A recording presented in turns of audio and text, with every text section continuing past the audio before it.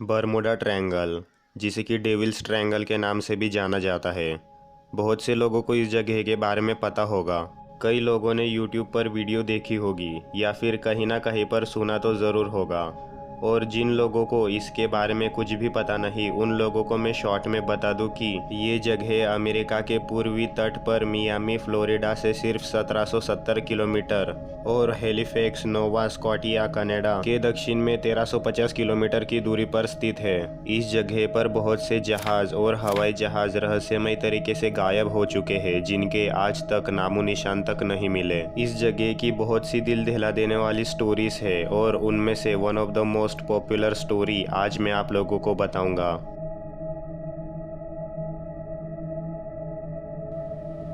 Elon Austin ship की story.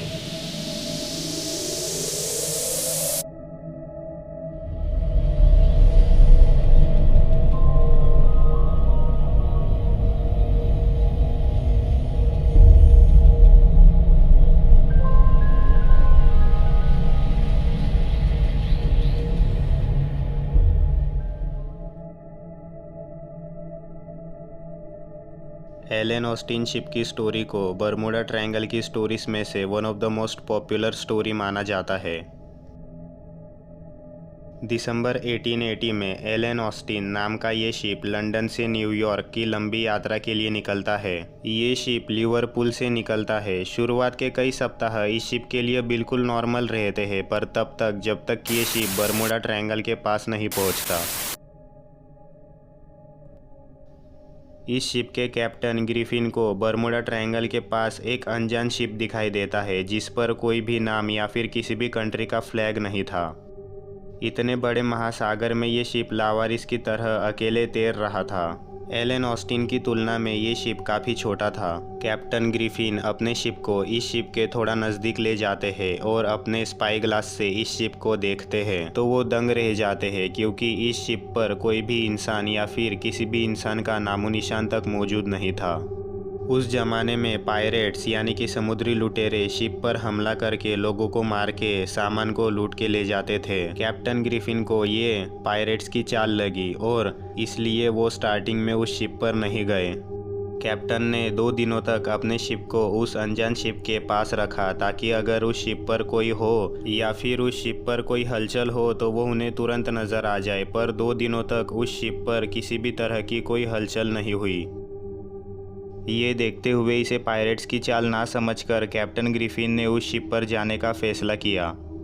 अपने crew में से कुछ लोगों की एक टीम बनाकर और अपने साथ हथियार लेकर कैप्टन ग्रिफिन उस शिप पर सवार हो गए। कैप्टन ने शिप की पूरी तरह से तलाशी ली। शिप बिल्कुल ठीक था। शिप पर किसी भी हमले या फिर किसी भी हादसे के कोई भी निशान नहीं थे, पर शिप पर कोई भी इंसान मौजूद नहीं था। आप सोचकर देखिए, अगर इस शिप पर किसी भी हमले या फिर किसी भी हादसे के कोई निशान नहीं थे तो इस शिप के सारे लोग कहाँ गायब हो गए, वो भी इतने बड़े महासागर के बीच। शिप की तलाशी लेते वक्त कैप्टन को महोगनी नामक लकड़ी भारी मात्रा में मिली। कैप्टन को इससे बहुत फ़ायदा हो सकता था, इसलिए कैप्टन ने इस शिप को अपने साथ ले जाने का फैसला किया। कैप्टन उस टीम को उसी शिप पर छोड़कर एलन ऑस्टिन पर वापस आ गए और अब ये दोनों शिप न्यूयॉर्क की ओर बढ़ने लगे। शुरुआत के कुछ दिनों तक दोनों शिप बिना किसी तकलीफ के न्यूयॉर्क की ओर बढ़ रहे थे, पर कुछ दिनों बाद समंदर में एक बहुत बड़ा तूफान आ जाता है, जिसकी वजह से ये अनजान शिप उस तूफान में कहीं गायब हो जाता है। कुछ दिनों बाद जब मौसम पूरी तरह से साफ हो जाता है, तब ये अनजान शिप कैप्टन को पूरे समुंदर में कहीं नहीं दिखाई देता, पर बाद में ये शिप बहुत दूर दिखाई पड़ता है। कैप्टन इस शिप के पास जाने के लिए अपना रास्ता बदल देते हैं और जब कैप्टन फिर से अपने स्पाई ग्लास से उस शिप को देखते हैं तो वो हैरान हो जाते हैं, क्योंकि ये शिप पहले की तरह ही सुनसान था। उन्होंने जो टीम इस शिप पर भेजी थी अब वो गायब हो चुकी थी।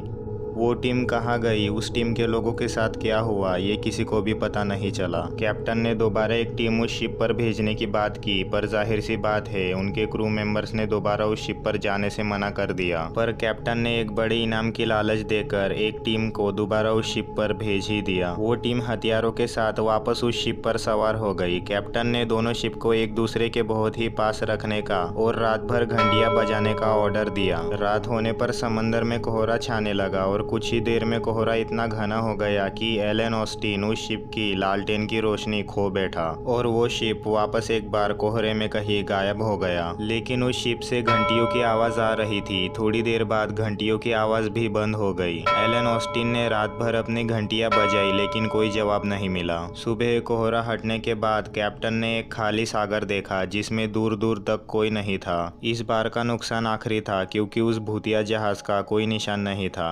और उस पर सवार लोगों को फिर से कभी नहीं देखा गया।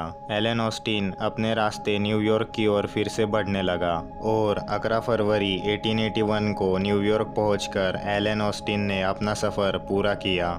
कहा जाता है कि कैप्टन ग्रिफिन ने जब ये स्टोरी एलन ऑस्टिन के मालिक को बताई तो वो इतना डर गए कि उन्होंने इस शिप को एक जर्मन कंपनी को बेच दिया जिन्होंने इसका नाम बदलकर मेटा रख दिया।